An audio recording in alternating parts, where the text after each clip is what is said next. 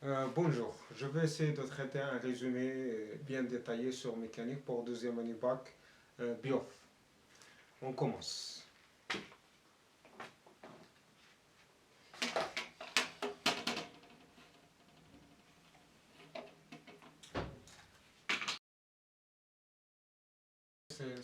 Donc on trouve deux cas importants pour l'accélération. On note A, l'accélération A, accélération A vecteur. Donc soit l'accélération on trouve soit l'accélération nulle, c'est un mouvement uniforme, donc c'est un mouvement uniforme. Et pour l'accélération de différent de zéro, c'est un mouvement uniformément varie. Bien. Donc dans ce cas ici, on trouve donc il y a deux types. Donc il y a deux cas. Donc on va résoudre premièrement l'équation horaire. On va résoudre l'équation horaire de vitesse. Donc étape par étape. Donc l'équation, on va résoudre maintenant l'équation horaire de vitesse. Qu'est-ce qu'on va faire pour résoudre l'équation horaire de vitesse? Donc dans les deux cas. En premier cas ça, deuxième cas ici. Donc on sait que, je sais que, on sait que, donc l'accélération c'est la dérivée de la vitesse. Bien sûr, c'est la dérivée de la vitesse. Je prends par intégration plus les conditions initiales. Donc par intégration là, je prends primitive directement.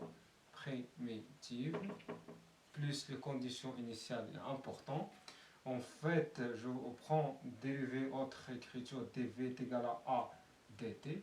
On va entrer ici l'intégrale dans ce cas-ci. On va entrer l'intégrale ici. On sortir v égale, donc v égale à a, c'est nul ici. Nul, mouvement uniforme. Donc on trouve directement c'est plus une constante. Le takamul, donc 0 dt c'est 0. Plus une constante, je prends cette constante, c'est V0, V égale à V0. Ça, c'est première pour équation horaire de vitesse. Ça, c'est pour le premier cas. Deuxième cas, la même technique, on sait la même relation, on sait que donc le A est égal à dV sur dt. Donc ici, dV, la même chose, on sortir directement V, c'est A fois T. A, elle est constante dans ce cas-ci, différente de 0. Donc je prends c'est V égale V de T est égal à A fois T plus V0, une autre constante. C'est ça pour l'équation des deux, pour l'équation horaire de vitesse. Maintenant pour l'équation horaire de mouvement, qu'est-ce qu'on va faire? Donc pour l'équation horaire, maintenant on va voir les deux cas, équation horaire de mouvement. Donc toujours on va faire dans les deux cas différents, comme ça.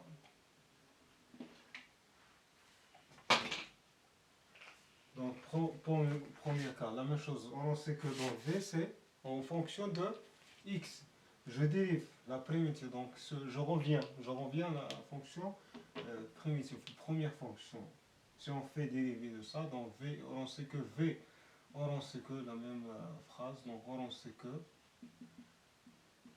on a, donc V est égal à dx sur dt, et donc V dans ce cas-ci c'est V0, égal à V0.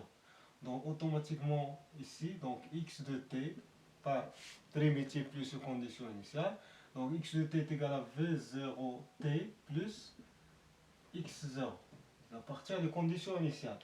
Donc si je dérive, c'est simple, si je dérive V0 ça, je reviens dans V0, donc ça la primitive. Donc ça c'est pour premier cas, pour l'accélération nulle. Pour l'accélération différente de 0, deuxième cas, donc la même chose, on sait que,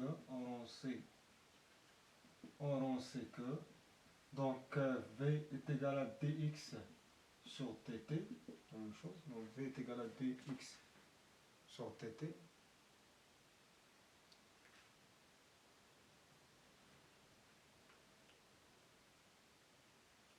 C'est bien. Donc, je reviens, je ressortir dans X, dans ce cas V est égal à AT plus V0. Donc, X de T, dans ce cas ici, est égal à 1 demi AT. Donc, primitif plus conditionnel. Je dérive ça, on trouve ça. C'est ça, c'est simple. 1 demi AT au carré plus V0T plus X0. Donc ça, c'est l'équation horaire de mouvement dans les deux cas. Premier cas et deuxième cas. C'est simple. Donc n'importe quel exercice, soit programme pour d'équation de trajectoire, je fais ça. Et après, on va faire l'étude système étudié, le bilan des forces, etc. On applique dans un repère terrestre s'oppose galiléenne, on applique deuxième loi de Newton. C'est simple, on fait la projection, soit il y a deux types, soit un mouvement sur axe, soit un mouvement dans un plan. C'est simple. Donc on va faire ça après, Inch'Allah. Donc à bientôt.